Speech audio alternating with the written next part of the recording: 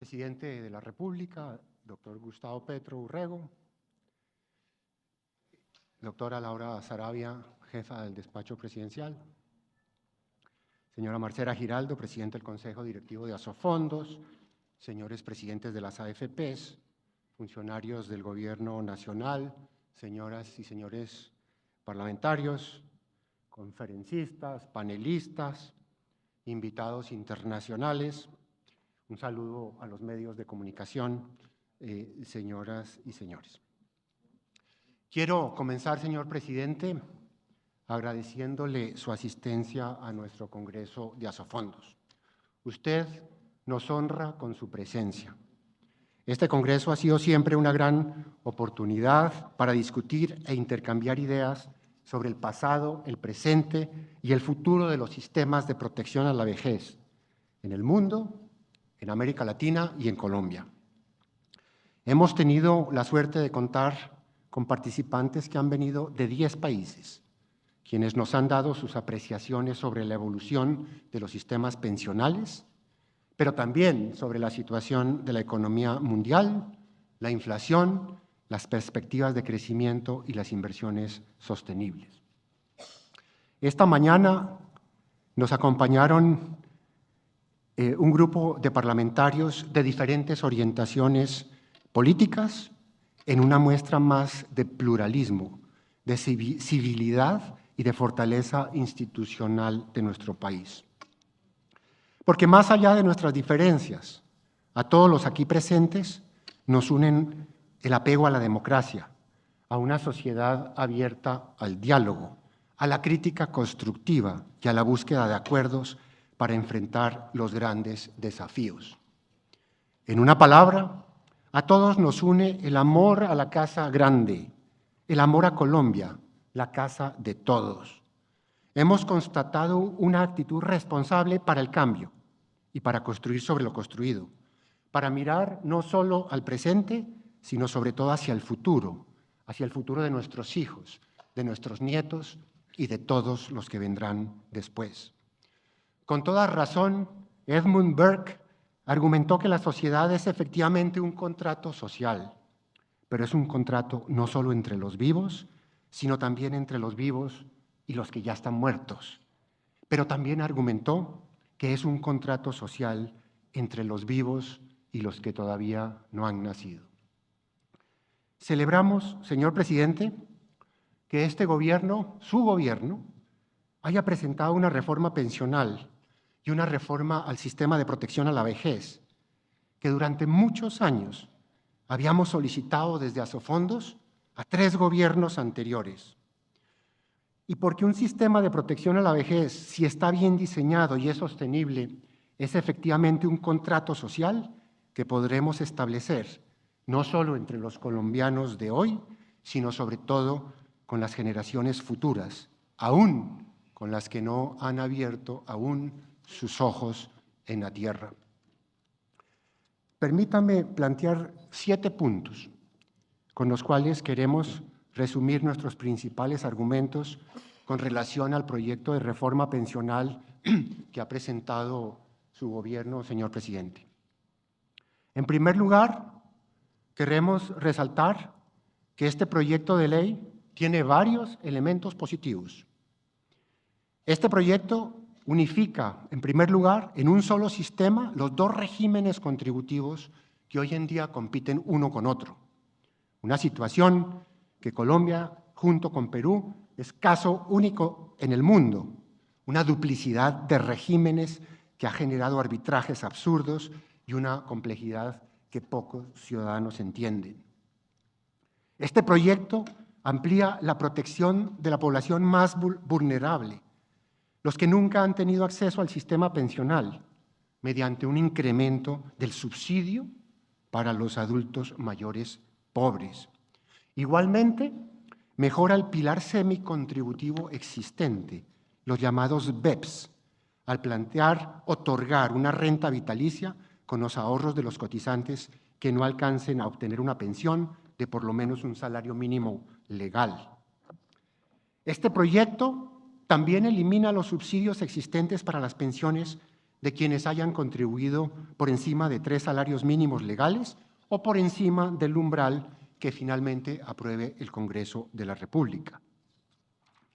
Este proyecto reconoce también un bono de maternidad para cada hijo de las mujeres trabajadoras, una medida que es bienvenida en una sociedad en que las mujeres se enfrentan aún muchas discriminaciones, incluyendo menos oportunidades de cotizar a la seguridad social, menor acceso a una pensión y pensiones más bajas que las de los hombres.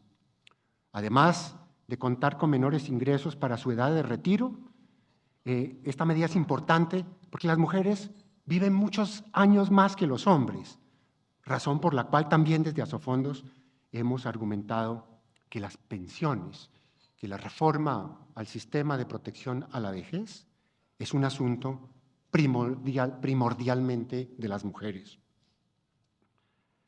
En segundo lugar, en respuesta a los análisis de varias instituciones, incluyendo la nuestra, consideramos positivo que el proyecto de reforma pensional que establece un sistema de reparto para los afiliados, en las últimas semanas se haya incluido elementos de ahorro de las cotizaciones de los trabajadores.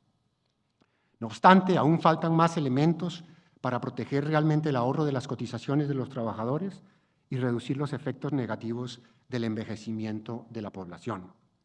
Estas modificaciones introducidas por el gobierno, el plantear un fondo de ahorro, implica en alguna medida, ¿no?, una aceptación implícita de la inviabilidad de los regímenes de reparto puro o de la prima media pura, como la llamamos, ¿no?, precisamente por la transición demográfica que está experimentando el mundo y nuestro país.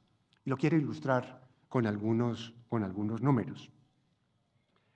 El gran problema es que con el envejecimiento de la población, cada año hay menos trabajadores activos por cada adulto mayor de 60 años. En nuestro país, a mediados del siglo XX, había más de 11 trabajadores activos por cada adulto mayor. Hoy hay solo 5, y hacia 2050 habrá solo 2, y a finales de siglo habrá solo 1. Esto quiere decir que cuando cae dicha relación, es imprescindible reducir los beneficios que reciben los afiliados para que se pueda garantizar la sostenibilidad de dicho sistema.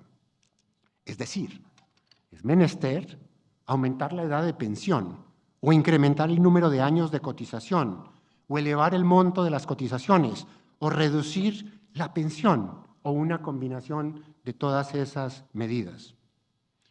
Para dar ejemplos, en España, en donde esa relación entre trabajadores activos y adultos mayores ya es solo de 2, es necesario cotizar un 28% del ingreso base de cotización. Es necesario cotizar durante 38 años para obtener la pensión más elevada y solo se pueden jubilar después de los 65 años, tanto hombres como mujeres. Y aún con la reducción de esos beneficios, el sistema pensional de España tiene un déficit de 20.000 millones de euros que tienen que venir desde el presupuesto general del Estado. Hemos visto en la televisión que en Francia están tratando de incrementar la edad de 62 a 64 años, pero también los años de cotización, de 41 a 42. Y tenemos que recordar que en Colombia solo hay que cotizar 25 años en Colpensiones y que la tasa de cotización es un 16%, muy inferior a las que acabo de mencionar. Otro problema asociado y que agrava esta situación es que la viabilidad del sistema de reparto de prima media se pone en duda, ¿no?, por la informalidad laboral, que hace que cuando en teoría tenemos 5 trabajadores activos por cada adulto mayor, en realidad, por causa de esa informalidad, hay solo 2, ¿no? Y además, dicha informalidad laboral, que es muy alta, superior a un 60% de los trabajadores, es causa y efecto de una productividad muy baja, ¿no? Para dar también algunos ejemplos de la OECD, la productividad laboral por trabajador en Francia es $66, en España es de 53, en Chile es de 29, en México 19 y en Colombia es solo de 14 dólares. Estos datos son en dólares. El problema entonces que tenemos por delante es que si aún hacemos un esfuerzo muy grande por eliminar la informalidad o por reducir la informalidad e incrementar la productividad laboral, y eso toma tiempo, sabemos que toma tiempos, en 30 años ya tendremos una relación entre trabajadores activos y cada adulto mayor de solo 2, ¿no? Lo que hace, como dije, inviable un sistema de pensiones de reparto. Pero esto quiere decir más, esto lo que quiere decir es que la transición demográfica derrota a los esfuerzos y a los incrementos que podamos hacer en aumentar la formalidad y en aumentar la productividad, ¿no? En tercer lugar, celebramos que como consecuencia y el hecho de que el gobierno haya considerado la necesidad de fundamentar el sistema de protección a la vejez también en el ahorro, cuando se ha hablado de un fondo de ahorro, ¿no? También, precisamente por eso, quiero, señor presidente, resaltar los logros del RAIS, del régimen de ahorro individual con relación al ahorro.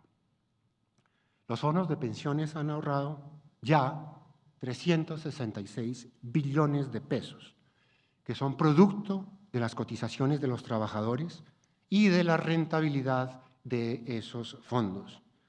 Estos recursos son de los trabajadores, quienes a lo largo de su historia laboral reciben un extracto que los informa periódicamente del monto de sus cotizaciones y de las rentabilidades obtenidas. La rentabilidad histórica promedio de los fondos de pensiones ha sido superior a un 7% real, lo que es una cifra excelente acá y en cualquier parte del mundo.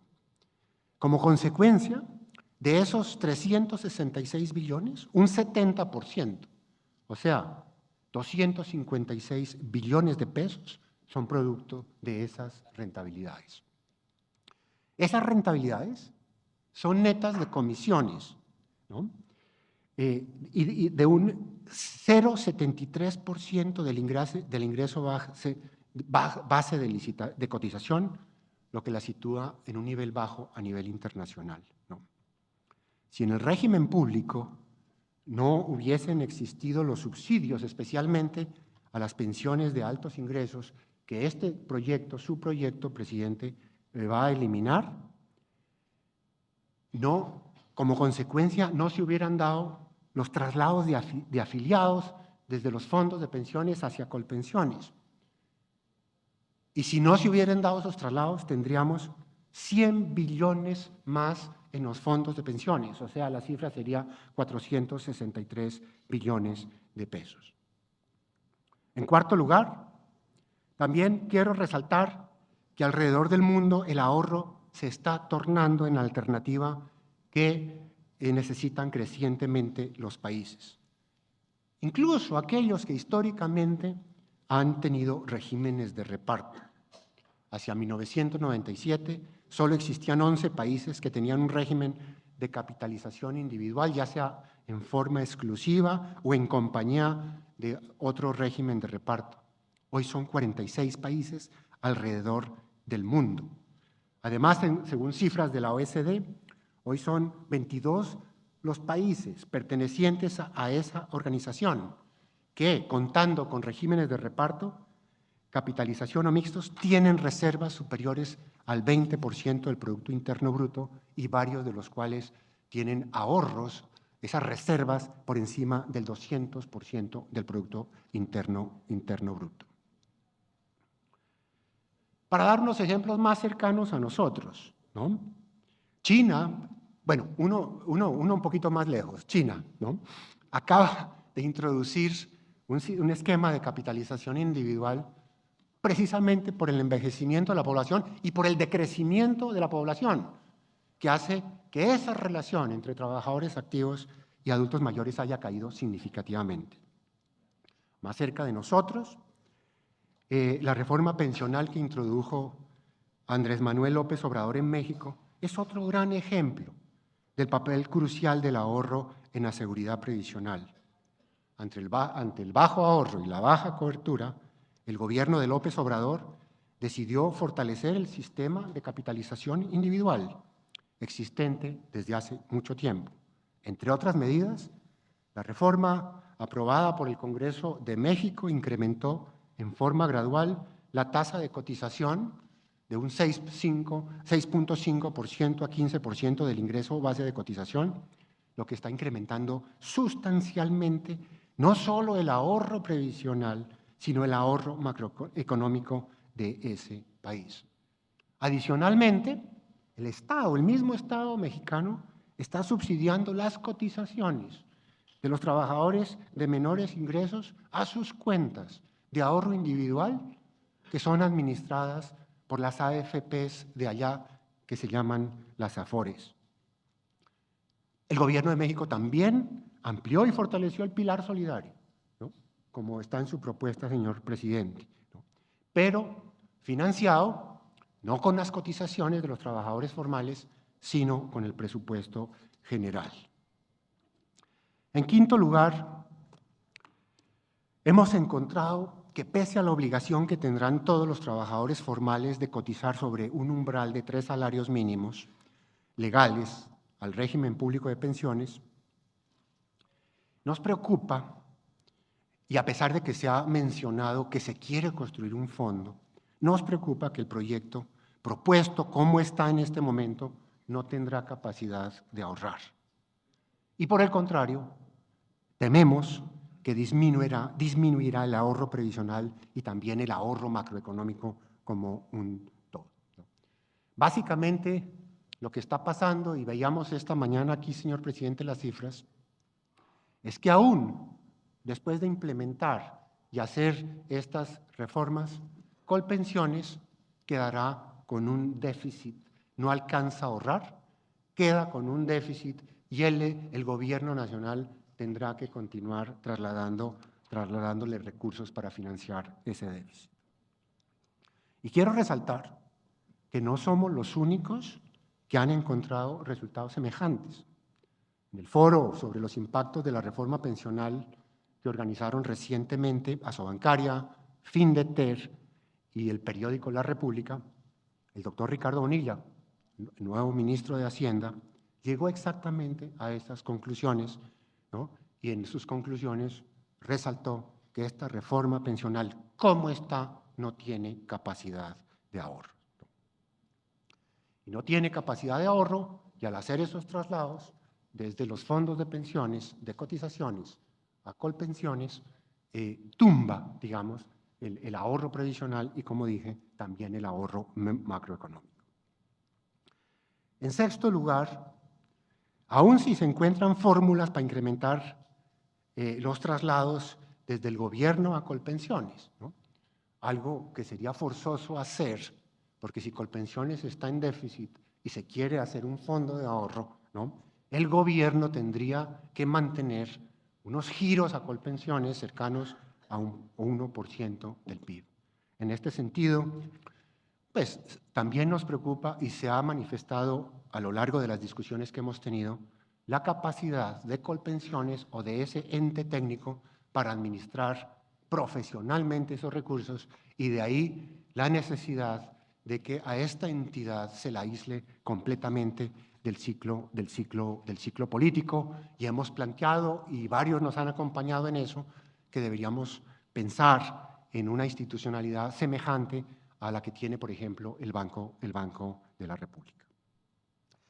Con base en estas consideraciones, para concluir, desde Asofondos queremos respetuosamente, señor presidente, proponer los siguientes elementos de reforma al sistema de seguridad para la vejez.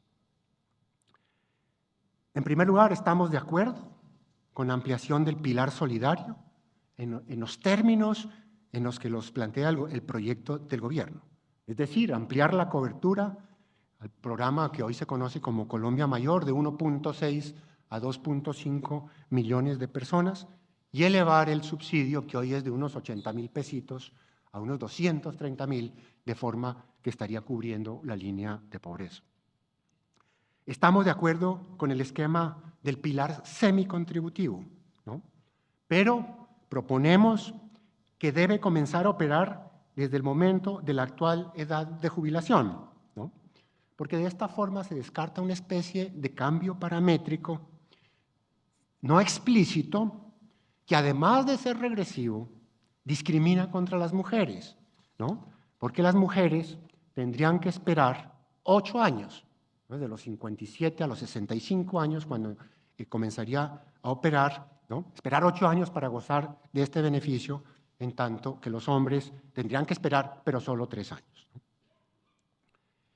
Estamos de acuerdo con la nueva propuesta del Ministerio de Hacienda en el sentido de que el pilar contributivo esté basado, por lo menos en una parte, en el ahorro o la capitalización, ¿no? Estamos también de acuerdo con que, dependiendo de las disponibilidades presupuestales, se subsidien pensiones pensiones producto de las cotizaciones sobre umbrales, ¿no? De 1, 2 o los que defina el Congreso. Pero, dados los argumentos que aquí hemos planteado, nosotros proponemos que dichas cotizaciones sean capitalizadas. Proponemos que dichos recursos también puedan ser administrados por entes públicos como privados y que los subsidios mencionados se entreguen solo en el momento de la cotización. Proponemos que la capitalización sea individual, no solo para que los trabajadores tengan la opción de elegir entre diferentes administradores, públicos o privados, lo que es valorado por los ciudadanos en las encuestas de opinión, sino también como un mecanismo de fiscalización permanente al manejo de los recursos de los trabajadores cuando ellos están viendo cada 3 meses los extractos con sus aportes y con las rentabilidades que han obtenido. Proponemos también, señor presidente, eliminar la propuesta, el artículo que está en la propuesta que aumenta los montos de cotizaciones que van al Fondo de Solidaridad Pensional para quienes cotizan sobre 4 o más salarios mínimos legales, ¿no? Hemos planteado que este artículo es un claro impuesto al trabajo porque esas cotizaciones no van a las cuentas individuales y se convierten en un impuesto al trabajo. Estamos de acuerdo en incrementar la competencia para la administración de los recursos pensionales, como lo plantea la reforma, pero creemos que las entidades públicas y privadas que así lo hagan deben operar bajo las mismas reglas de juego. Creemos que la modalidad de pensión de retiro programado que se plantea eliminar en este proyecto debe permanecer en el nuevo sistema de protección a la vejez, porque mantiene el principio de heredabilidad de los recursos pensionales para hijos o nietos que sobrevivan a sus padres o abuelos. Señor presidente, señoras y señores, al reiterar nuestra disponibilidad para discutir y concertar un proyecto de reforma pensional en beneficio de todos los colombianos de hoy y de las generaciones futuras, queremos plantear un espíritu de colaboración con el gobierno para llegar a unos acuerdos. En este Congreso se han reiterado algunos principios que idealmente deberían guiar las reformas a la seguridad social y en particular al sistema de protección a la vejez. Una reforma de esta naturaleza debe favorecer no solo a las generaciones presentes, sino sobre todo, como lo dije al comienzo, a nuestros hijos, a nuestros nietos y a todos los que vendrán después. Hemos recordado también que al tiempo que corregimos errores, tenemos que también construir sobre lo construido y tenemos que aprender sobre lo que está sucediendo en otras partes del mundo. En un mundo que nos estremece por los desarrollos tecnológicos y la inteligencia artificial, los ciudadanos exigen y cuentan con crecientes instrumentos para supervisar que sus cotizaciones se dirijan a incrementar sus ahorros, no a subsidiar o a pagar pensiones de otros, los que convierten esas cotizaciones en impuestos al trabajo. Las encuestas de opinión señalan también con claridad que los ahorros previsionales deben ser heredables, no solo para el viudo o la viuda, sino también para los hijos y para los nietos. En el siglo XXI, que bien ha sido denominado el siglo del conocimiento, los ciudadanos exigen tener la libertad para editar su vida, su carrera profesional, su lugar de trabajo, y también exigen la libertad de elegir quién administra mejor sus recursos y sus ahorros. Cuando tenemos esa mirada y esa actitud con el sistema de protección a la vejez y tenemos en cuenta no solo el presente, sino también el pasado, pero sobre todo cuando extendemos una mirada hacia el futuro, reiteramos cuánta razón tuvo Edmund Burke cuando argumentó que la sociedad es efectivamente un contrato social, pero es un contrato no solo entre los vivos, sino también entre los vivos y los muertos, pero sobre todo es un contrato social entre los vivos y los que todavía no han nacido. Muchas gracias.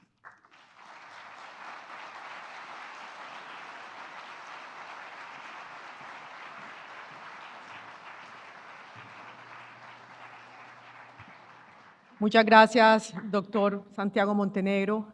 A continuación se dirigirá a ustedes el señor presidente de la República de Colombia, Gustavo Petro Urrego.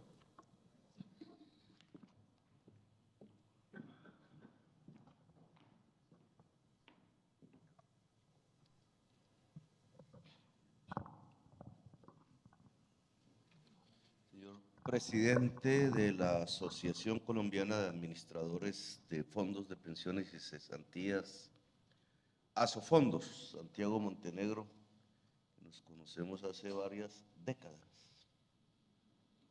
en medio de varias luchas políticas. Presidente del Consejo Directivo de la Asociación Colombiana de Administradoras de Fondos de Pensiones y de Cesantías, Asofondos, Marcela Giraldo.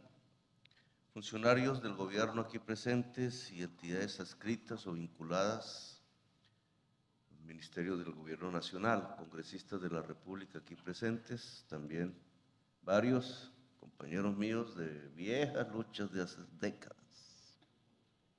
Presidentes directivos y representantes del sector empresarial y gremial, panelistas y moderadores que participan en el Congreso de Asofondos, integrantes y representantes de la Asociación Colombiana de Administradores de Fondos de Pensiones y de Cesantías, Asofondos, medios de comunicación, en general a toda la ciudadanía que aquí nos acompaña.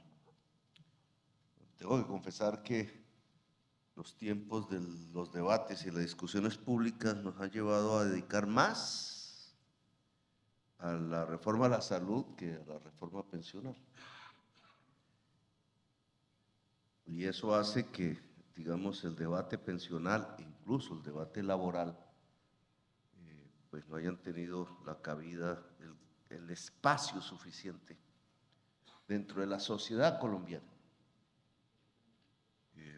Pero supongo que estos eventos y otros que ya hace unos días se han presentado, pues empiezan a acelerar esa discusión que indudablemente, como en estos temas siempre ocurre, será intensa. El debate ya deja de ser gubernamental, pasa a ser legislativo. Cada vez estará más allá en el espacio del Congreso de la República que en nuestras propias instancias gubernamentales. Pero voy a transmitir, sin saber bien el desarrollo que tendrá allí, mis inquietudes. Yo voté en contra de la Ley 100. Año 1993, tenía 32 años cuando comenzó la discusión. Por primera vez estaba en el Congreso de la República. Solo 1 o 2 años antes habíamos presenciado y participado y éramos protagonistas del proceso constituyente de Colombia. Siempre pensé que el proceso constituyente de Colombia era la expresión genuina, enorme además, por su poder, de un proceso de paz. El primero, no sabíamos todo lo que iba a ocurrir después, nos parecía en ese momento un gran fogonazo democrático del país. Quizás no se volvió a repetir sino hasta ahora. El año 89, el año 90 y el año 91. Joven todavía, se caía en el mundo, y esto coincide, en ese momento intelectual y social y político del planeta, se caía en el mundo prácticamente el siglo XX, como había sido la Guerra Fría, la división del mundo en dos grandes bloques, el capitalista y el socialista. El socialismo no era un sistema de ideas como hoy o de partidos políticos, era un modo de producción básicamente estatal y cubría la mitad o más del mundo, no recuerdo bien los porcentajes. Y obviamente había un peligro inmenso durante esas décadas hasta ese momento de una confrontación mundial nuclear. Había una competencia igualmente. El mundo intelectual del entonces, antes del desvanecimiento de ese mundo, en realidad era profundo. Tenía unas características muy intensas. Estaba en lucha. No había un pensamiento único, habían muchos pensamientos. Cuando hay muchos pensamientos, hay más profundidad intelectual. Ese fue el mundo que me encontró a mí en el Congreso por primera vez. Y a mí de 29, 30 años, 31, en ese momento los colegas de los partidos tradicionales, que eran una inmensa mayoría, nos llamaban dinosaurios. Y entonces yo decía, pues yo tan joven y ya soy un dinosaurio. Bueno, decían así porque representábamos el mundo, digamos, de la confrontación ideológica e intelectual. Y lo que aparecía era un mundo que se llamaba a sí mismo científico del futuro. Esa era la consigna del gobierno. Bienvenidos al futuro. Intelectualmente proclamaba que se había acabado la historia. Y cuando proclamaba que se había acabado la historia, lo que proclamaba era que se había acabado la diferencia. Que ahora entrábamos, se creía en ese momento, un mundo mucho más armonioso, sin guerra, sin peligro, sin riesgo, dominado exclusivamente por una manera de pensar. Esa manera de pensar veía a la humanidad y a la sociedad como una especie de composiciones de átomos independientes unos de otros, los individuos, compitiendo entre sí. A eso le llamaban autonomía individual y libertad. Eso todavía está presente hoy, porque no, en ese momento era apenas unos libros, unos discursos, pero indudablemente, y ese era su poderío, yo no lo alcanzaba a percibir, se convertía en una cultura, en una manera de ser. La cultura ya no es simplemente, cuando se vuelve un hecho cultural, no es simplemente un hecho individual de algún genio, de alguna persona, sino que se convierte en la manera de ser permanente de cualquier persona en el planeta que cree que así es lo normal, que así debe ser, que incluso lo que se afirma tiene la legitimidad de la ciencia. Y ese era el mundo intelectual de ese momento. Los hermanos Montenegro aquí presentes eran parte de ese mundo, eran funcionarios, no me acuerdo era Armando el funcionario en ese entonces, es cierto que aquí lo veo en ese gobierno. Bueno, y vino la discusión de la Ley 100. Y la Ley 100 era la expresión de ese momento intelectual de la humanidad, de ese momento histórico de la humanidad, el momento de Fukuyama. Aún se defiende con esa mentalidad, pero el momento de Fukuyama pasó. En realidad no es el contexto que hoy podríamos denominar de la intelectualidad de este instante. Este instante de la historia es muy diferente al que sentíamos gente de derecha, la mayoría, los que todavía sobrevivíamos de la izquierda en 1993. Esto cambió. No cambia solo aquí, en este rincón, en Bogotá o en Colombia. Cambió el talante intelectual en todo el mundo. Porque la cultura que se había constituido a partir de esos primeros años de la década de los 90 está temblando. El paradigma, para poner esa frase, de los esquemas teóricos que no se construyeron, sino se fortalecieron en esa época, hoy se están derrumbando. Por eso cuando fuimos al foro de Davos, que yo nunca había asistido, pero podría comparar mi primera experiencia en el Congreso de la República con mi primera experiencia en Davos, ya no tan joven, relativamente joven. Fuimos a principios de este año, pueblo frío, lleno de nieve. Me dicen que eso lo usaban como un espacio neutral en la Segunda Guerra Mundial. Los ricos de Europa en medio de la guerra se iban allá y quizás allí nació la experiencia, el club que llaman.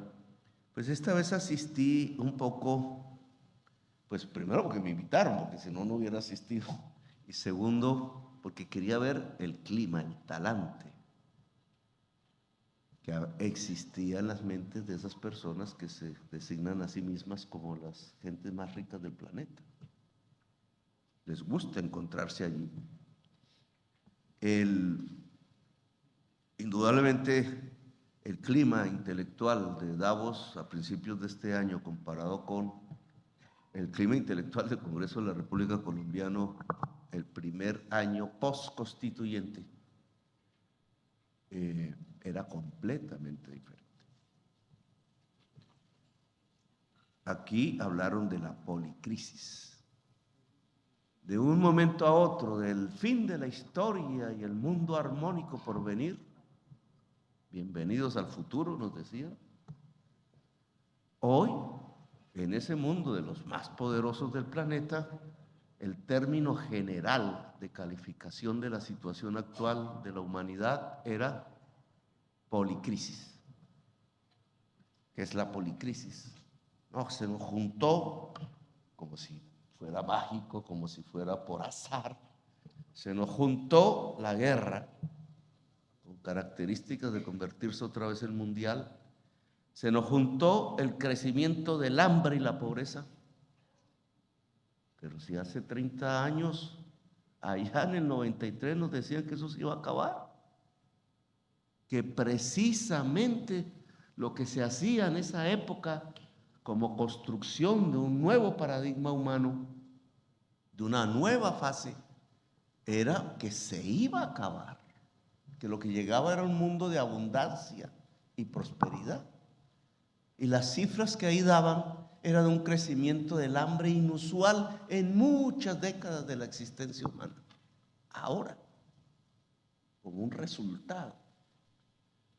Decían ahí la crisis climática.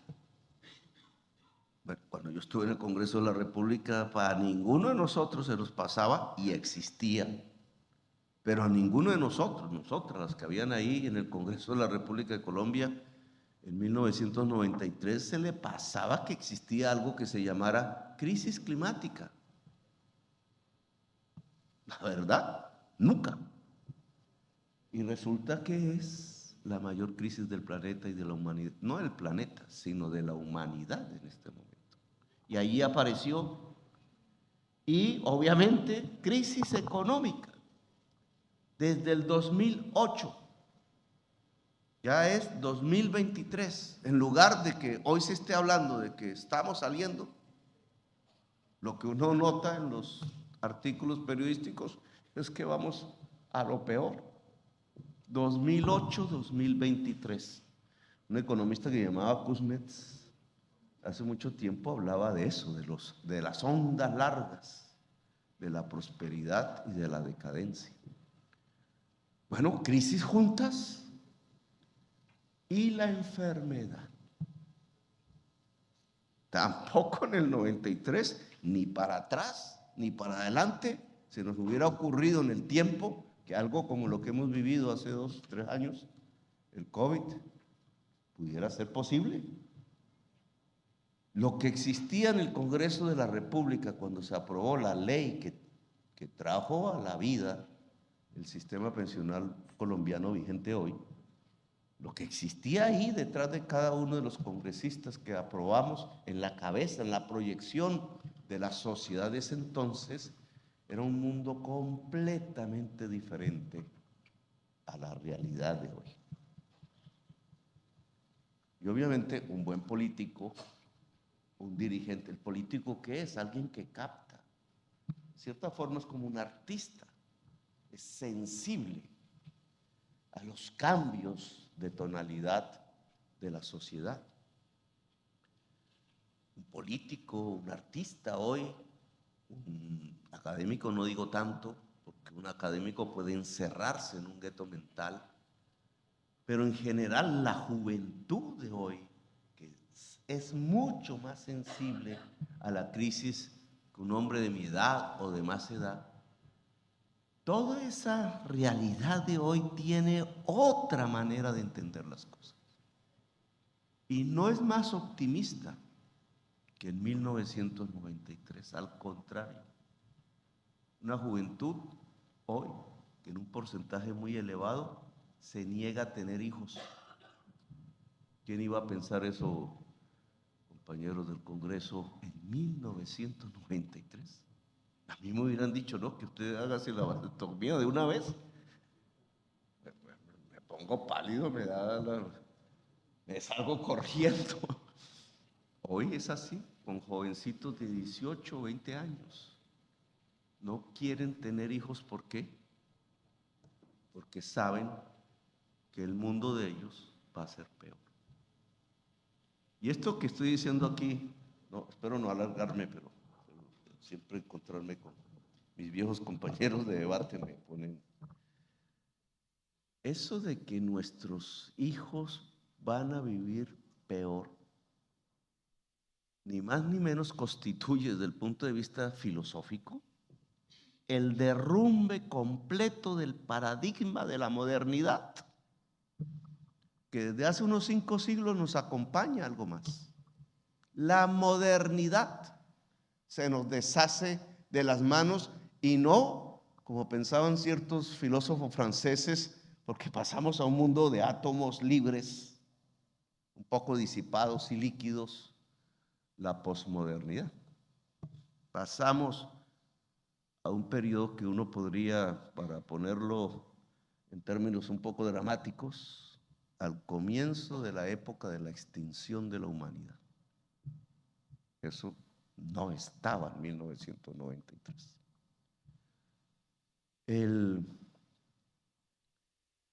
Lo que vivimos ahora no es una discusión como en el siglo XX, en si el sistema del modo de producción socialista es mejor que el capitalista. Lo que vivimos hoy es si podemos vivir en este planeta. Si nosotros como especie nos podemos sostener en este planeta. El talante completo, intelectual, cultural, político, cambia esencialmente. Esto ha cambiado. Y en cierta forma sí nos obliga a muchos cambios mentales. Incluso no hablemos del paradigma de la modernidad, que es muy amplio. La idea de progreso, La idea de que siempre en cada instante, en cada segundo iba a funcionar una flecha ascendente lanzada hacia el futuro como Cupido, pero esa flecha nos llevaría a estadios de cada vez más confort, progreso, mejor vivir. Así nos criamos nosotros. Incluso los socialistas pensaban en eso. Cada vez sería mejor el mundo. Los capitalistas también pensaban en eso. Hoy no es así para ninguno. La flecha no va para arriba, la flecha va para abajo. Cambió el paradigma de la modernidad, desapareció. No hay progreso. Porque si lo que te están diciendo es que los tiempos de la humanidad comenzaron a contar como en un cronómetro en contra, y es en cuestión de décadas, no siglos, entonces el progreso dejó de existir. Mis hijos van a vivir peor que lo que yo vivo, y mis nietos vivirán un drama que ni nos imaginamos si no cambiamos las cosas como están. Los tiempos de la crisis climática llevan necesaria y científicamente a que mis nietos van a vivir un drama que no tiene parangón en la historia ni en la prehistoria de toda la humanidad. Claro, eso lo sienten más los jóvenes de hoy, lo sienten los niños, más que nosotros, porque nosotros llevamos tantos años que tenemos es la inercia que alumbraba el año 93 cuando se hizo la ley 100. Aún mantenemos esa inercia. Por ejemplo, y como anécdota ahí con mi ministro de Hacienda, Ocampo, él nos presentaba un cuadro, esos cuadros que hacen los actuarios, hablando de pensiones, que proyectan 2070, era la fecha. Hubo una discusión porque los que tenía la ministra de Trabajo proyectaban 2050 y el ministro proyectó 2070. Como economista, ¿cierto? Eso Hegel lo llamaba la mala infinitud, siempre se burló de ese trabajo de los economistas.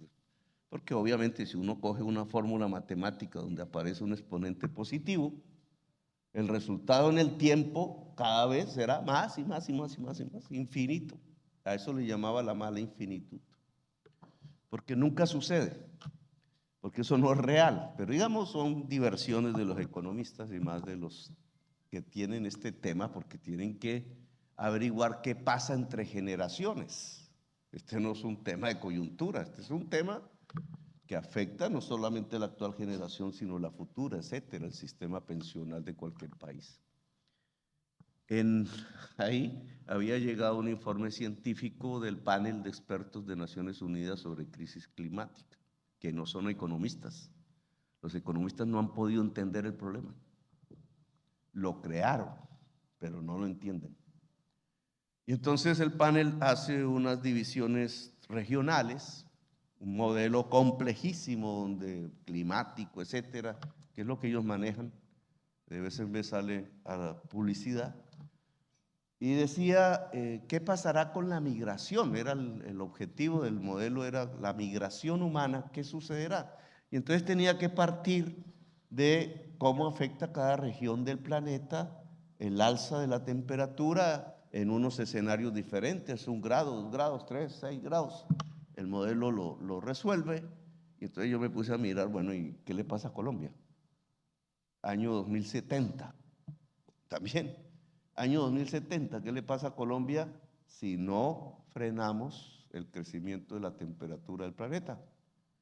Pues los científicos esos dicen que Colombia será deshabitada. No habrá agua. Claro, uno le puede decir catastrófico, apocalíptico, pero son los miles de científicos del mundo trabajando sobre esos modelos. ¿Por qué? Porque nuestro agua está en los páramos, sale de ahí todo el río Magdalena, es agua de los páramos, el río Cauca, etcétera, los de la Amazonía, es la confluencia de los grandes vapores que salen de millones de árboles de la selva y del Océano Pacífico sobre los páramos, y lo que vuelve ese vapor agua son las maticas que hay ahí, los frailejones y otros. y en los páramos se eleva el doble la temperatura que en el promedio de la superficie terrestre. Pues si se eleva a 2 en la superficie, se eleva a 4. Si se eleva a 4, esos vegetales no existen. El páramo es un pedregal y entonces no hay la capacidad de absorber de la nube el agua líquida. Se acabó. Eso tan simple se acabó. Bueno, no lo voy a llevar a otros debates que no son los de hoy. Lo que quiero decir es que la proyección no es como la hacíamos en el 93. Los economistas no, porque yo soy economista, nos equivocamos en la mala infinitud y a veces no metemos las variables que toca meter. Pero voy al tema porque me disperso. Entonces, vale la pena mantener el modelo. Esto lo podría hablar para salud, para lo laboral, etcétera, pero vale la pena mantener el modelo que creamos en el ambiente y en el contexto mundial de 1993. Ese es el interrogante. Sí vale la pena hundir las reformas, podrían ser otras, obviamente no tenemos la verdad revelada, mucho menos ahora, pero vale la pena, como una hipótesis, mantener lo que hay hoy y proyectar hacia adelante y ver de pronto. Usted me dijo Armando en esa época, 1993 creo, me dijo, o era otra persona, pero nos dijo, si como la economía va a crecer 5% real y hacemos la proyección durante los próximos 20 y 30 años, esa fue la promesa de la Ley 100. Entonces habrá cobertura universal en pensiones y en salud. Recuerden que la Ley 100 maneja los dos temas. Esa fue la promesa. Cobertura universal. El supuesto de los modelos era que nuestro PIB tenía que crecer 5% real, mantenido como promedio en las próximas 2 décadas. Claro, muchos congresistas dijeron, aprobamos. Eso nunca fue. Eso nunca fue. No sé cuántos años, no tengo la estadística de cuántos años Colombia, desde 1993, ha tenido una tasa de crecimiento de su PIB superior al 5%. Pero si miramos promedios, nunca alcanzó el 5 promedio. Nunca. Claro, uno podría deducir, mira, porque como no hicimos eso, entonces el modelo ya no nos funcionó como decíamos en 1993. Y por eso no tenemos cobertura universal, ni en salud, a menos que digamos que la cobertura es tener un carnet, o en pensiones, porque ahí sí es mucho más evidente, porque ahí no hay carnet. En pensiones, que es lo que nos convoca aquí, no aumentó la cobertura. No es cierto, la promesa del 93, hoy 30 y no sé cuántos años después, 30, pues no es cierta. Podríamos discutirlo 5 años después del 93, hasta una década, hasta 15 años, pero ya cumplidas 3 décadas. Tenemos que decir que ahí nos equivocamos, era un profundo error, no era cierto. Si el objetivo era la cobertura, es decir, que cualquier viejo o vieja de este país pudiera tener una pensión o como quieran llamarla, una renta vitalicia, pues eso no fue cierto. La Ley 100 fracasó. No vamos a quitar el pedazo de salud, que ya llegará, pero en pensiones fracasó si ese era el objetivo. Y resulta que la Constitución había dicho que ese era el objetivo. La Constitución tenía 2 años de edad. Por eso estábamos usando unos artículos que eran los transitorios, que fue los que impuso César Gaviria para no aplicar la Constitución, el cuerpo central de la Constitución que habla de derechos, sino para aplicar los transitorios, que es neoliberal. ¿O fue? Ese fue inteligente él, muy bien pensado. Todas estas leyes surgieron de los artículos transitorios de la Constitución del 91, la ley 100, la ley de servicios públicos, la de eléctrica, la de telecomunicaciones, etc. Bueno, el resultado es que no fue cierto. Luego, una primera conclusión es, ¿vale la pena seguirlo? O sea, a ver si es que en los próximos 30 años sí sucede. Si el objetivo es la cobertura, o sea, que cualquier viejo o vieja de este país, que ya nosotros estamos a punto, yo ya tengo edad de pensión, yo ya la tengo. Incluso tuve la ingenuidad que hicieron un artículo para los congresistas en la ley 100, todo mayor de 33 años tendrá el viejo régimen. Los congresistas estaban sacando de la ley 100 y yo tenía 32 y no me di cuenta del artículo, entonces no pude aprovecharme de la pensión, sino de esta.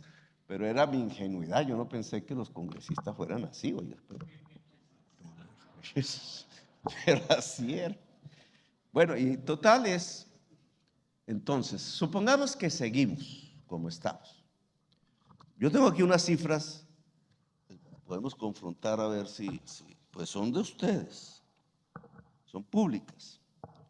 Pero veamos, por ejemplo, desde el año 2010, ya no nos metamos tan atrás.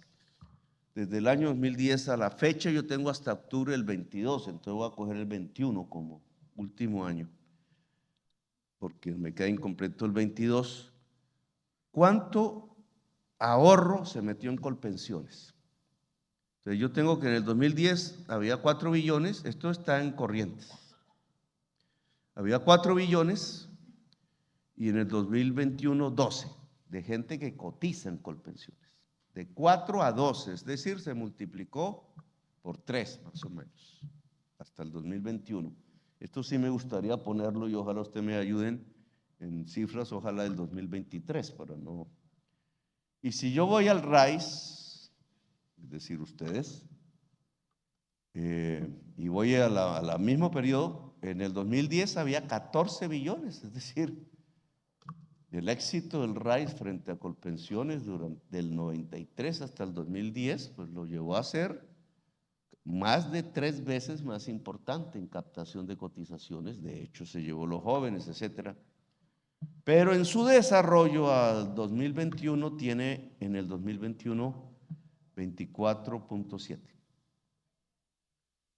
Tendencia. 2010-2021. Tendencia. ¿Qué significa esto?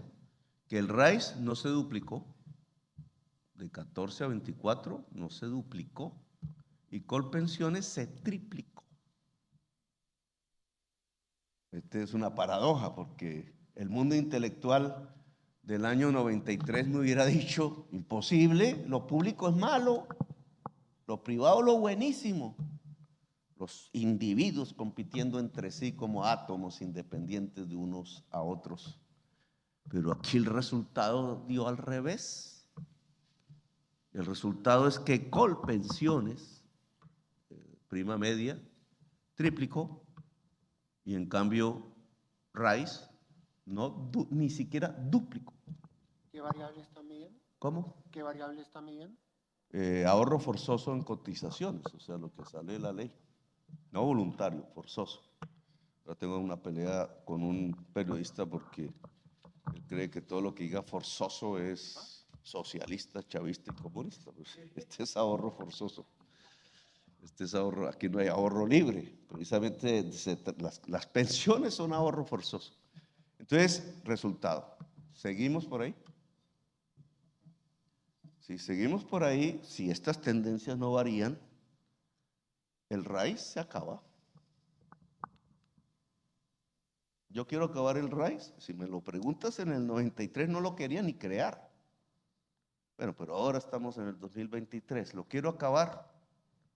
No. Si lo quiero acabar, eso sería la misma respuesta a la reforma de la salud. La misma, o sea, la ley 100. Si yo quiero acabar las EPS, que no haya ley. Dejemos. Eso es un dominó. Ustedes lo han visto, eso no me lo estoy inventando. Eran 110, quedan 6. Hay unas que están, no es sino que apliquemos la ley, que es lo que veríamos, y ya. Y cuando queden las 6, una tumba a la otra. Se acabaron las GPS en Colombia. No hay sino que no hacer ley.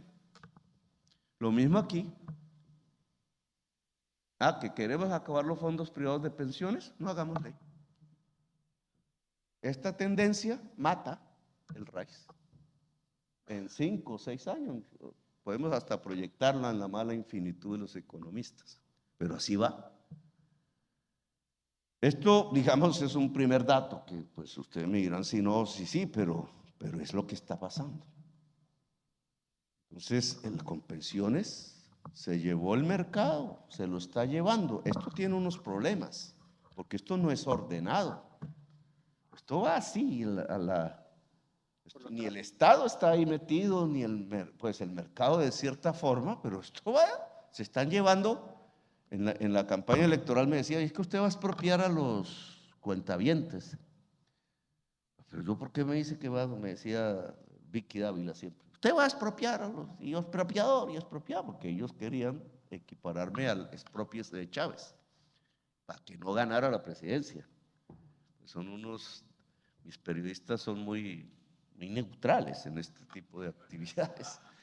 Entonces, no, pero si no, mi propuesta no tiene que ver con el stock, es decir, con el ahorro de cada persona, sino con el flujo de ahí para adelante de la ley. Eso parecía que hablaba chino, porque siempre era lo mismo, pero lo que está ocurriendo en la realidad es que la gente se está llevando el stock.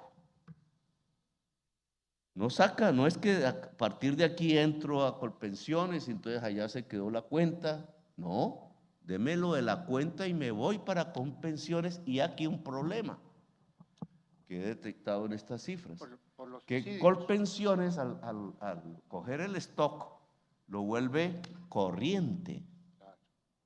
Eso es lo que ha pasado en todos estos años. Ahí tenemos un problema. No lo vuelve ahorro. Por los subsidios. Sino que con eso automáticamente, con el stock, no con el flujo de cotización, sino con el stock, paga los pensionados que tienen en ese momento que pagar. Es decir, el ahorro se vuelve gasto corriente. Y eso económicamente tiene una incidencia. Y esto nos va a colocar un problema mayúsculo, porque esto no desaparece, no es que ya pasó, esto se va agrandando. En otro cuadro, vamos a ver si lo tengo, que quería un poco mencionar alrededor de el stock. Esto es RAIS. Usted me habló de ahorro, porque una de sus propuestas, bueno, digamos que escucho en los últimos días, se lo escuché a Campo también, y ahora usted en estas palabras que dijo, es, bueno, ya el objetivo no es el planteado en el 93, no es la cobertura universal. Eso ya sabemos que no, entonces ya no volvamos a hablar del tema. Es decir, que la pensión sea un derecho. No, es el ahorro. El ahorro, el macro ahorro, bajo tesis que incluso salen de hace mucho tiempo en la economía, y es que decían los neoclásicos, el ahorro es la fuente de la inversión. Entonces, si no hay ahorro, no hay inversión, si no hay inversión, no hay crecimiento, incluso no hay reproducción de la economía. Digamos, esa es una tesis. Entonces, aumentar el ahorro puede posibilitar aumentar la inversión, como en Corea del Sur. Nos mencionaban mucho a Corea del Sur en ese entonces, y crecemos a unas tasas vertiginosas y nos desarrollamos. Más o menos es la tesis del Banco Mundial, del FMI. Y entonces el ahorro se nos vuelve importante. ¿Qué pasa con el ahorro en Colombia? El ahorro en Colombia es esto, porque los colombianos, la inmensa mayoría, no están metiendo plata en una cuenta de ahorro voluntaria, como antaño.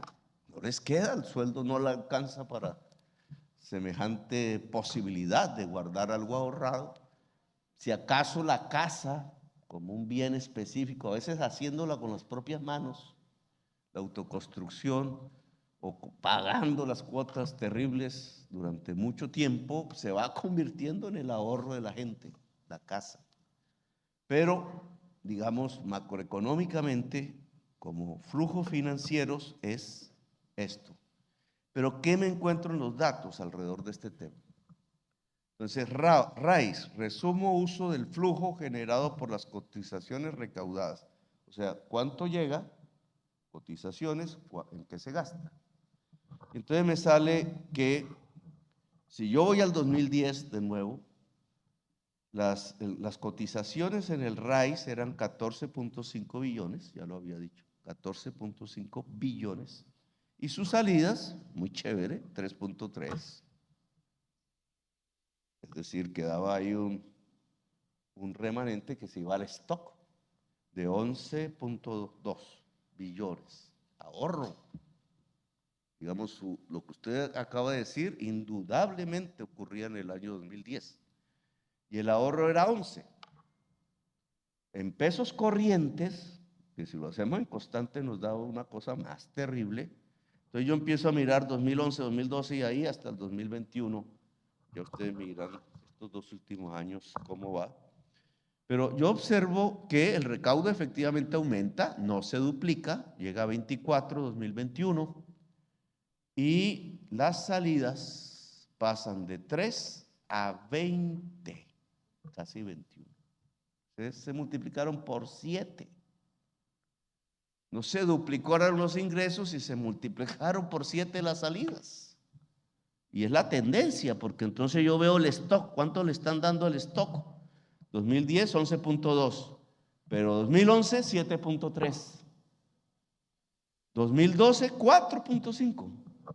2014, 6.3 y ahí 4.8, 4.9, 4.9, 3.3 fue en el 2018 y en el 2021, el último año que puedo medir aquí, 3.8 billones, es decir, 4 veces menos fue el aporte de saldo hacia las cuentas stock, que llamamos de stock.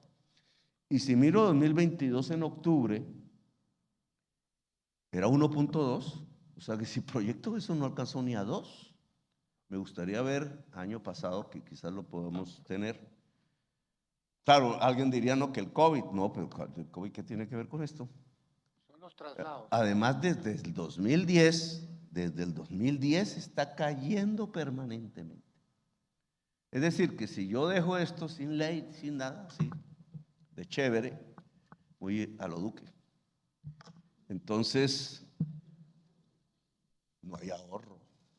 Pero por los traslados. No hay ahorro, sí. Bueno, que son traslados que van a Colpensiones, ¿vale? Sí. O sea, en Colpensiones debería estar dando otro resultado, que ahora los vamos a mirar también los números. Bueno, ¿qué pasó en la otra cara de la moneda? Claro.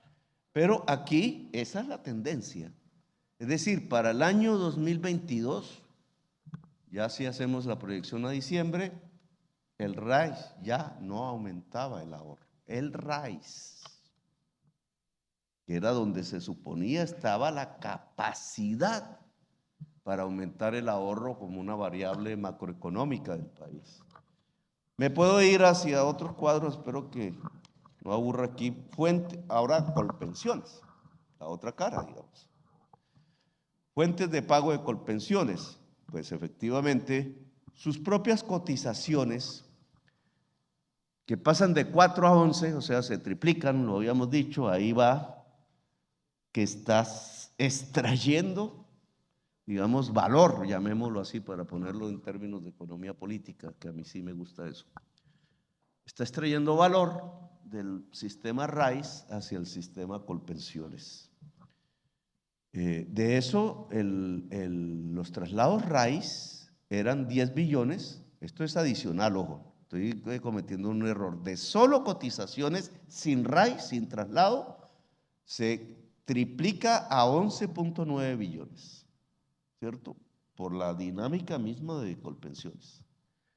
Y de traslado del RAIS, que ahí sí es la extracción de valor, llega a 10.5, bueno, llega a 9.3 en el 2021, habiendo partido de 0 en el 2010. Se lo fue, transferencias de valor se llama eso. Y el pago total es 33.6 billones para el 2001. Minhacienda giró 11.5 para poder pagar las pensiones. O sea, esa es la plata pública. Ya esta es una ayuda. Digamos que no es del sistema pensional. Estos 11 billones podían ser escuelas, bueno, como dice Peñalosa, ¿no? Pues podían ser escuelas, podían ser hospitales, podían ser transferencias a los más pobres de Colombia, podría ser reforma agraria, podría ser créditos a la economía popular, etcétera. Podía ser lo que gasta el gobierno, pero no. Fuera de que el gobierno paga los pensionados del Estado, que es la principal partida de gasto del presupuesto, que no son pobres, aquí entramos a otro criterio, lo que pasa es que no sé si el tiempo. Fuera de eso, que pagan las policías, los soldados, los generales pensionados, los funcionarios públicos pensionados, esa cuantía que ya se eleva, no recuerdo cuántos, 50, 60 billones, ese sí es un gasto. Además le pasamos 11 billones y pico a Colpensiones para que paguen los pensionados que eran del sector privado, pero ahora lo hacemos con recursos públicos. Y entonces el presupuesto general paga el 34% de pensiones. Aquí fue donde yo hice un mal cálculo, en campaña.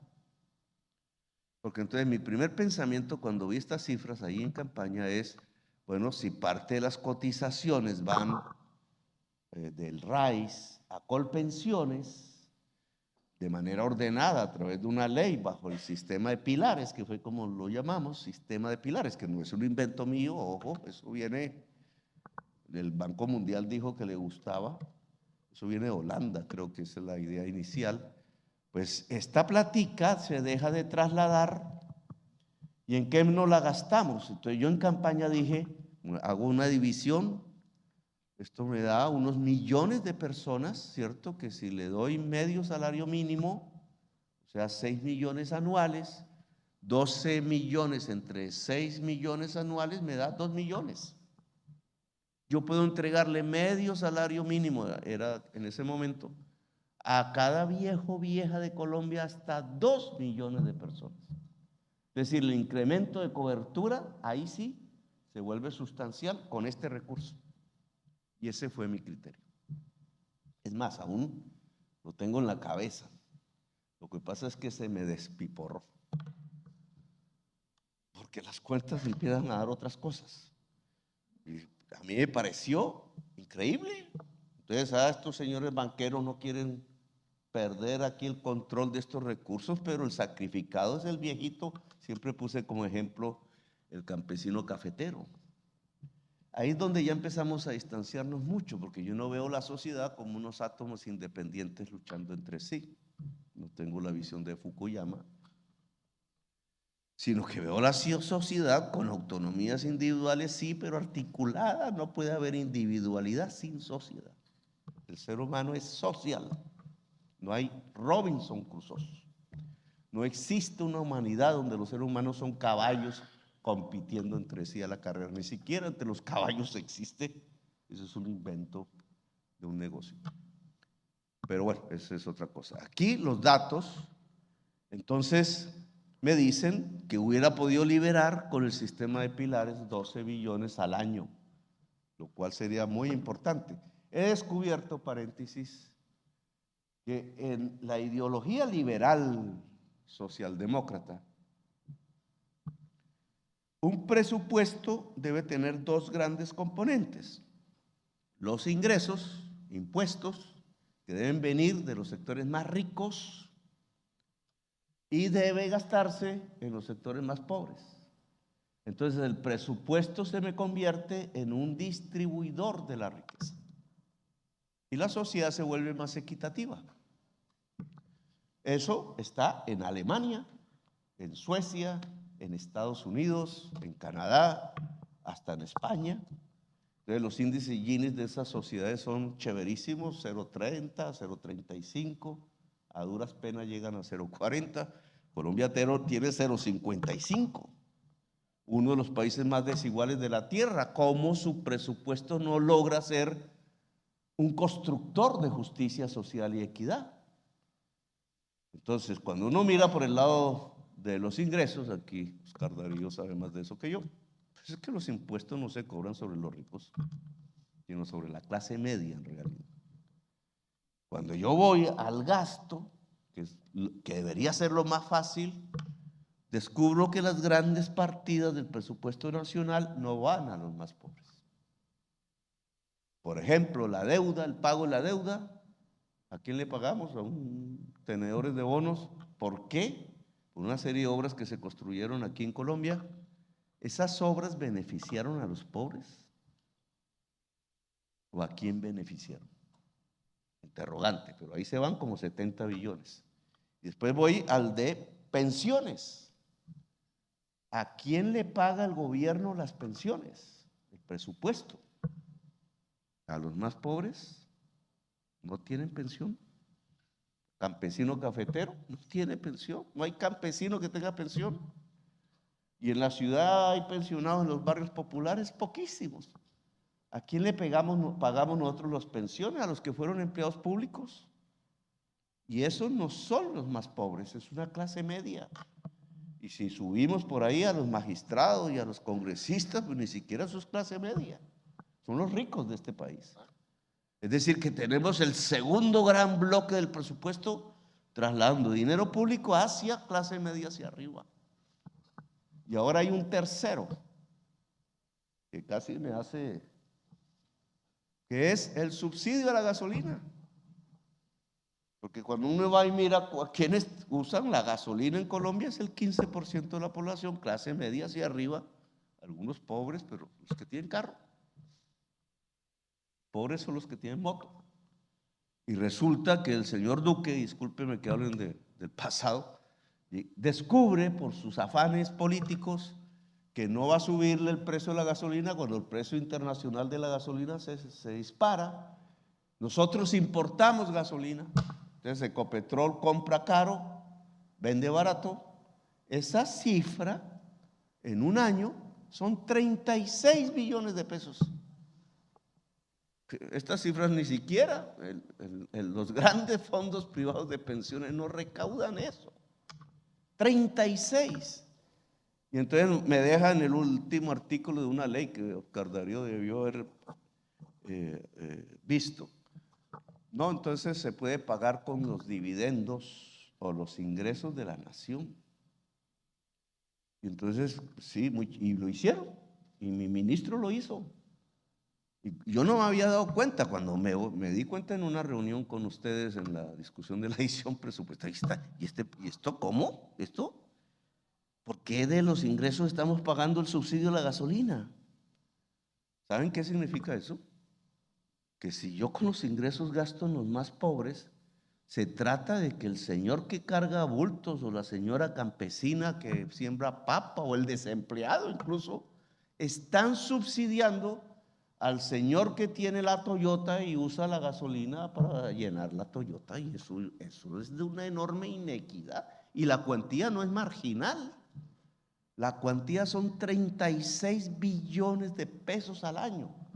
Así como vamos a construir un país equitativo o darle oportunidad a la gente de abajo de que tengan una opción. Bueno, esto no es el tema de las pensiones, pero lo coloco porque entonces ya sumando esas tres partidas, deuda, pensiones y subsidio a la gasolina, hermano, ahí tenemos el 60% del presupuesto. No distribuye la riqueza, al contrario, ayuda a concentrar. Problema nacional, digamos, porque de la desigualdad surge la violencia, el narcotráfico, etcétera, el raquitismo económico, etcétera, etcétera, etcétera. No sigo por ahí. Yo lo que quería decir es que si nosotros dejamos las cosas como están, yo creo que esto no funciona.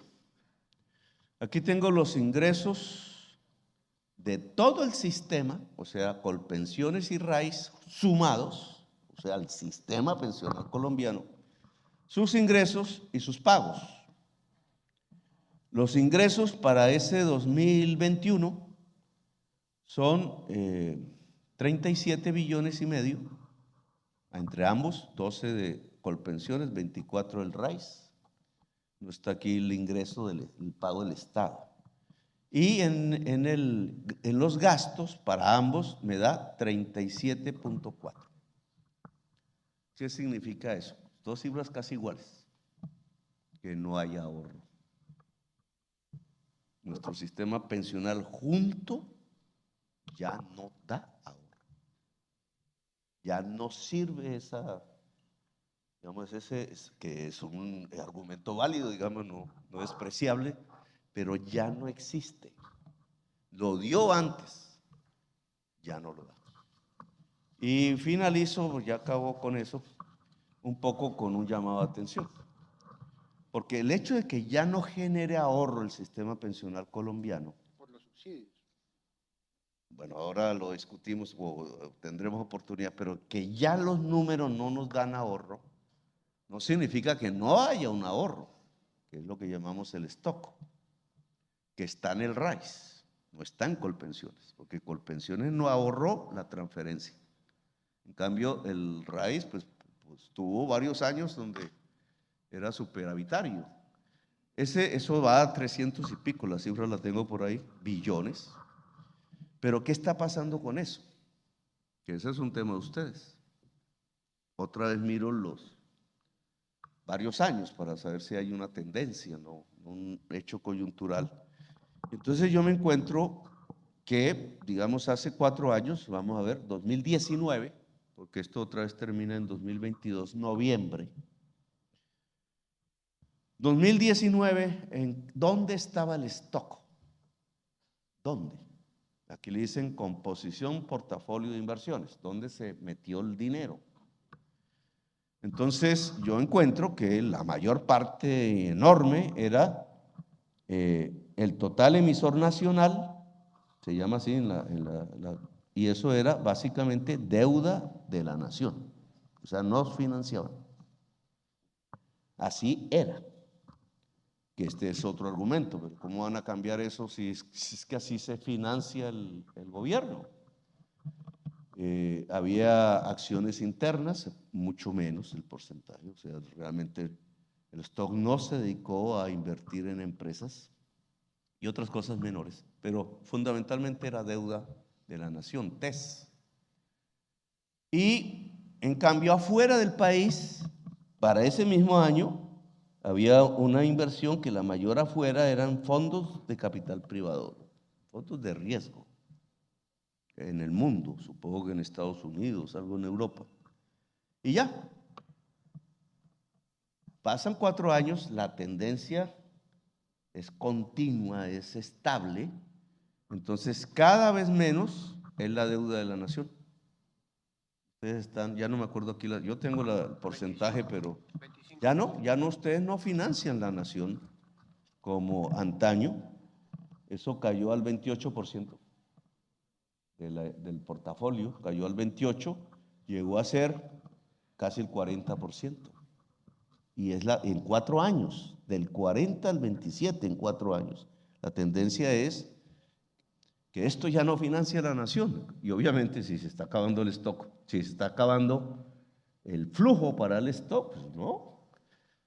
Pero si yo voy a la parte externa, ¿cierto? Que es fondos capital privado, por ejemplo, pasó del 7% en el 2019 al 19,5% en el 2022, noviembre.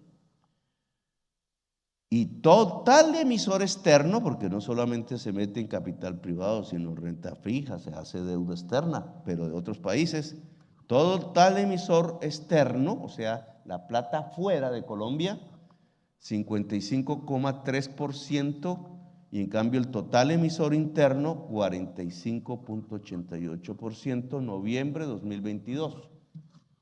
¿Qué significa esto? Que del ahorro, del stock, ahora hay más fuera del país que dentro.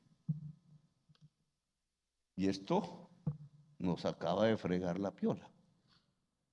Porque entonces, y el ahorro nacional es una variable importante para el crecimiento económico y las posibilidades futuras. Así se agote la capacidad de ahorro del sistema hacia adelante, hay un ahorro ya conseguido, pero si está más, y la tendencia es que cada vez más fuera del país. ¿Cuál es la ganancia social neta de esto? ¿Estamos financiando puestos de trabajo afuera?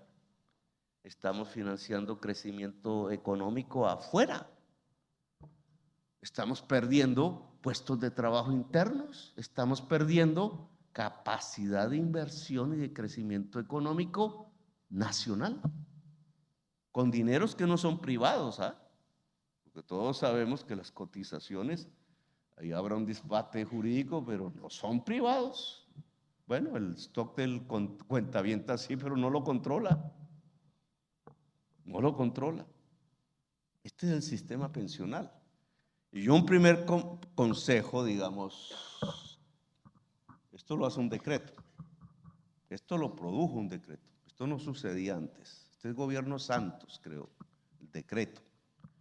Los efectos son estos. Es un decreto del gobierno, pero yo sugeriría como un tema de acuerdo inicial es que esto hay que traerlo, pues, digamos, no de golpe, ¿no?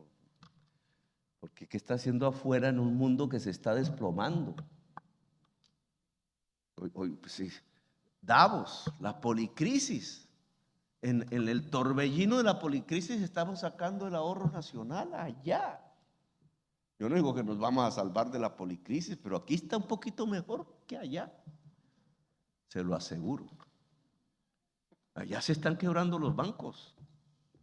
Ahí dirán que no, que eso va a pasar, pero cada vez las cifras son peores. Los datos cada vez son peores.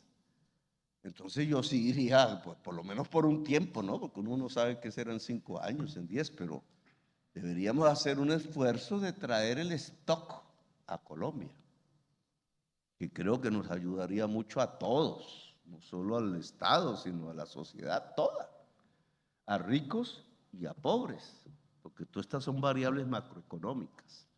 Entonces finalizo. Los datos dicen que mantener las cosas como están se está volviendo un suicidio. O sea, el ambiente intelectual de 1993 fue un espejismo. Hay que hacer un cambio. Y es de ley, porque esto es una ley. Entonces hay que hacer un cambio en el Congreso. Claro, yo admito cuál el mejor, digamos, por lo menos para capotear hacia adelante. Si la población envejece, que no estamos como Francia, el núcleo de población todavía mayoritario por edades sigue siendo los 25 años. Francia son los 60. Estamos lejos todavía somos jóvenes. Pero obviamente llegará ese momento porque así va la tendencia. La humanidad que sobreviva a la crisis climática, que ojalá exista, si somos capaces de movernos ahora, porque nos toca a nosotros movernos, será más vieja, más sabia y más frugal. No será como nosotros.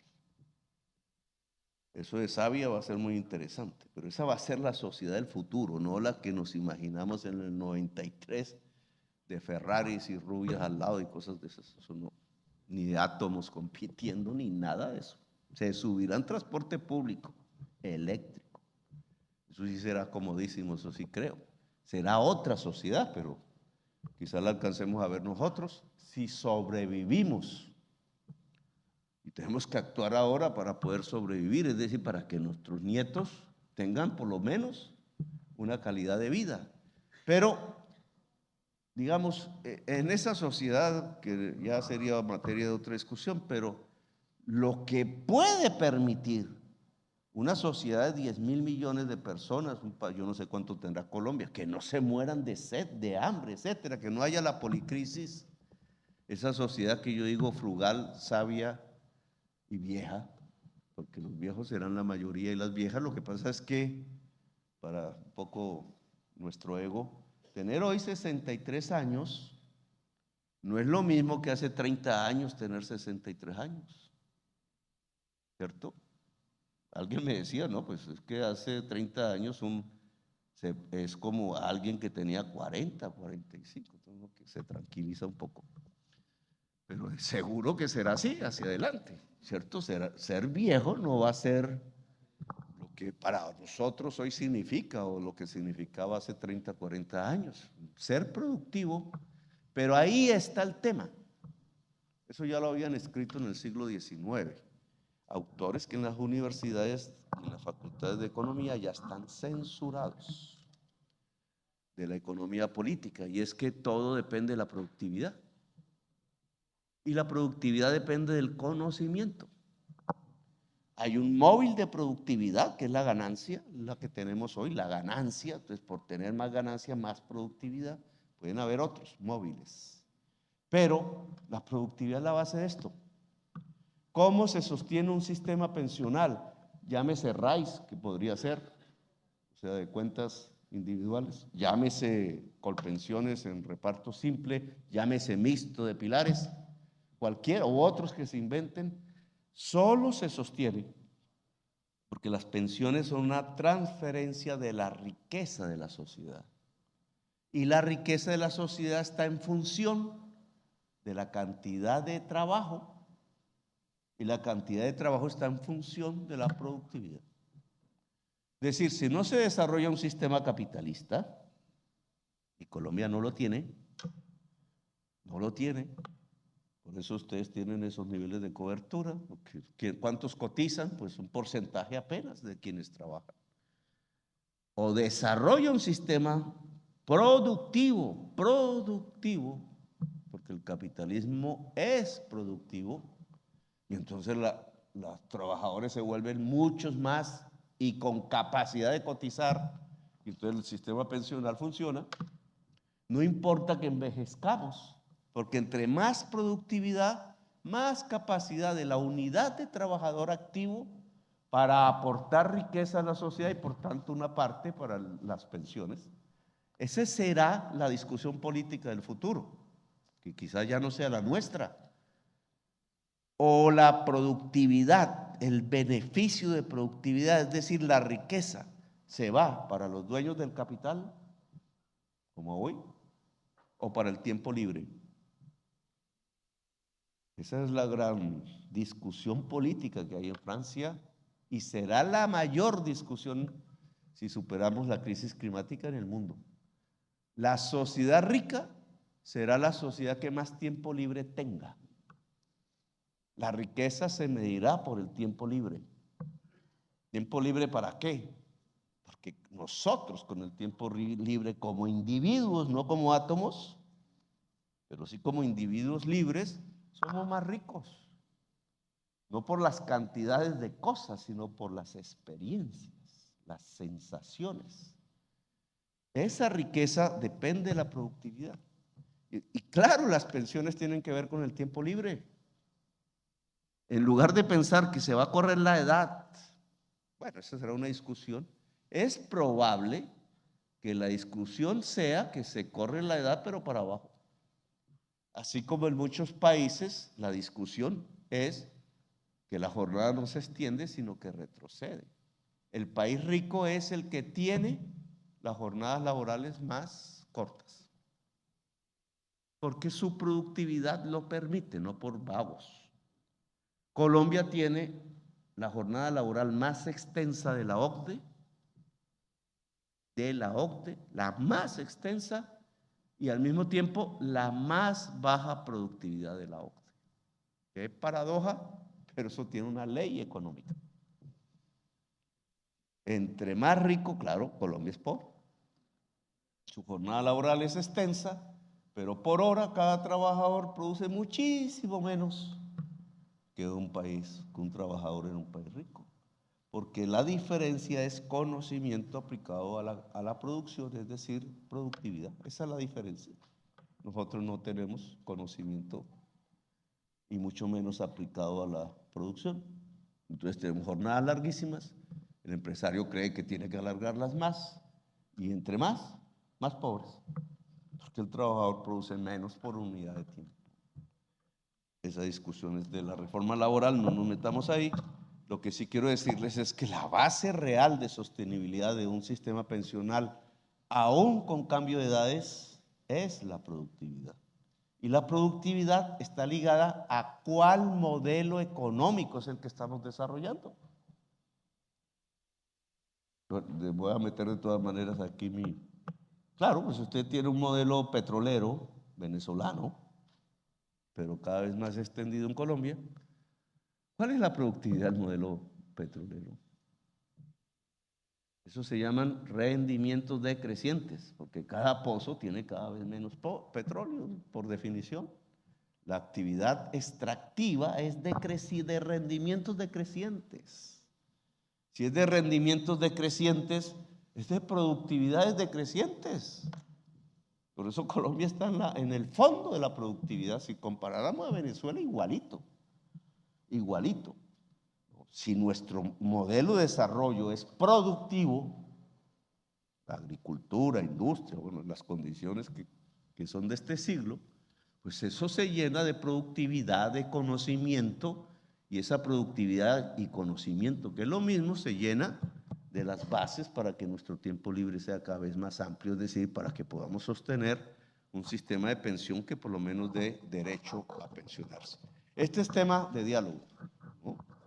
Y obviamente estamos dispuestos, pero ahora hay un protagonista que también entra, que es el Congreso, y partidos, y discusiones que tienen que ser de estos temas, porque al final aquí estamos hablando no solo del presente, es más, no hablamos del presente, aquí estamos hablando del futuro.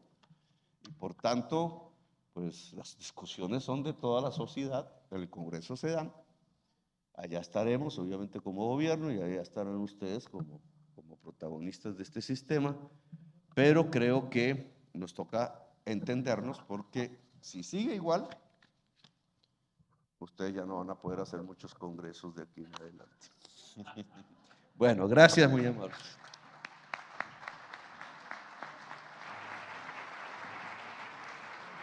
Muchas gracias, señor presidente.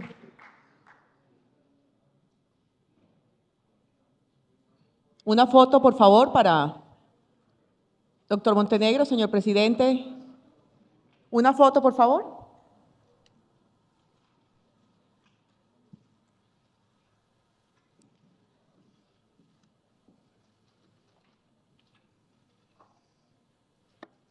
Muchísimas gracias. De esta manera se da por finalizado el presente acto. Les pedimos a los medios de comunicación y asistentes permanecer en sus lugares mientras se retira el señor presidente del recinto.